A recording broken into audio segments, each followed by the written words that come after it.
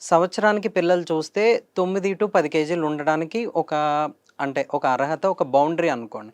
కానీ ఇప్పుడేంటి పిల్లలేంటంటే 6, 7 నెలలకే 9 కేజీలు అట్లాంటి పిల్లలొస్తున్నారు. వాళ్ళకి తర్వాత తర్వాత ఎలా ఉంటుంది యెస్. లైఫు? డెఫినెట్‌లీ వాళ్ళ యొక్క లోపల సిస్టమ్ అన్నది ఒక క్రియేట్ అవుతది. ఇంత అమౌంట్ ఆఫ్ ఫుడ్‌కి ఇట్లా అని చెప్పేసి క్రియేట్ అవుతది.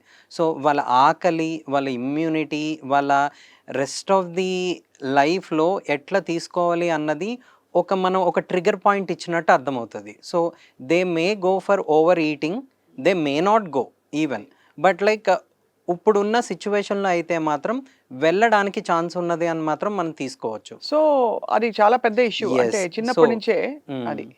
చిన్నప్పటి నుంచే మనం బాటిల్ ఫీడింగు, ఈ బయట milk feeding, milk powder feedings ఇవన్నీ ఏంటంటే అవసరం బట్టి ఇవ్వాలి గానీ, బట్ అవసరానికి మించి వెళ్ళకూడదు. సో